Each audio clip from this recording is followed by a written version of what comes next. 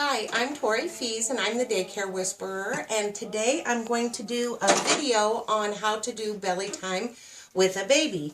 Belly time is just one of the most important things that you can do in childcare for the little infants. It builds their strength, it gives them great exercise, works out the gas bubbles, gives you an opportunity to give them a good massage, and most importantly, it protects them because as they get older and get stronger, they have less likelihood to succumb to SIDS.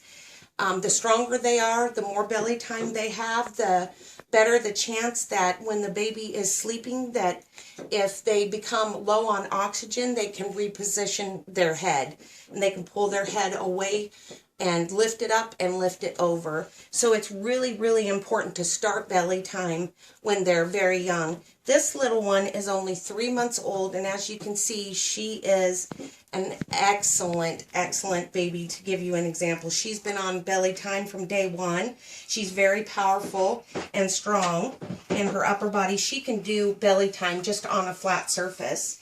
And a lot of times we will just place toys out here when they get to be about 3.5, 4 months old, so that way they can start reaching out for the toys and having something to do. At this age, she also just likes playing with the cloth.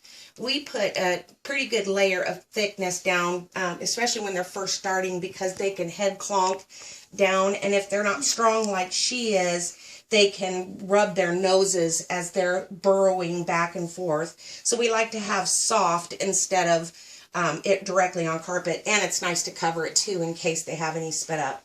The times that I do belly time, I start them from day one. Just do a minute or so, minute, 2 minutes when they're newborns. If they start to get upset, then stop the belly time. By the time they're, and I just gradually increase it, by the time they're her age, if they've been with me since they were 6 weeks old or so, we can really increase, and she can do total, hour and a half a day of this. She's really tolerant of it and very good at it because she's been at it for a long time. So I'm going to show you a couple of other tools that we use. This is the little baby boppy, and this is the big baby boppy. Once they get going, if they're head dragging, if they're dragging their head or their forehead or their nose, then we just elevate them up a little bit and use the little baby boppy. And so the technique with the boppies is to make sure their trunk is inside the boppy, and then that they are not scooting down this way as they kick. See, this gives her a greater rise. It builds stronger muscles. It's a little bit more work, but she's still really, really good at it. It gives her a chance to kind of get in a pre-crawl position. And whenever they're doing this, you've got to watch them. You can never walk away from a baby doing belly time. You should always have your eyes and your ears on them the whole time. You don't want them to burrow their face in and not be able to breathe.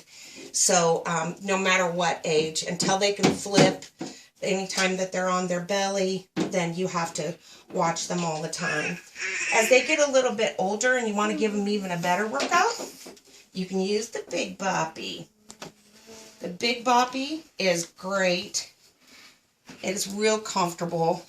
And I always kind of take the ends and flip them up a little bit.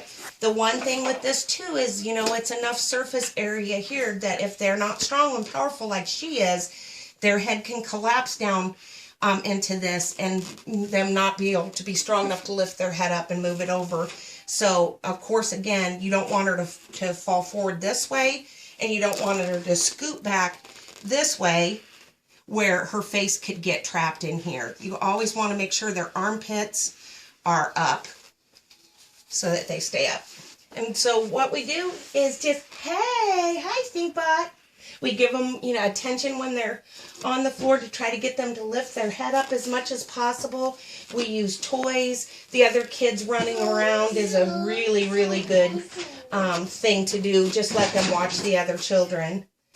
And then if they start to get fussy, then we switch them back over and let them sit up or put them on their backs. The times that I do belly time during the day is I try to do it right before every feeding.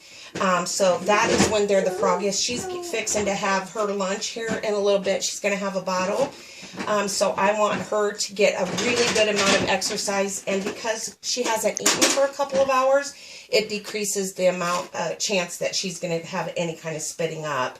I never do belly time right after they've eaten. They'll just end up with spitting up part of whatever they've had. So I try to make sure I don't start belly time until they're at least 45 minutes past having a bottle.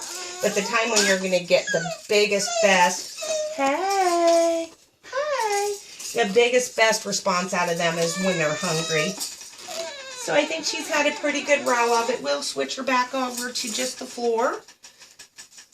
She's a star. And see how she does. We'll get her some toys here in a little bit. All right. If you have any questions, you can go to my website at nannyd.com or daycarewhisperer.com, daycareconsult.com. And then we have a YouTube channel, the Daycare Whisperer YouTube channel. So you can see our other videos, and you can contact me through my consulting site at daycarewhisperer.com. Thank you very much.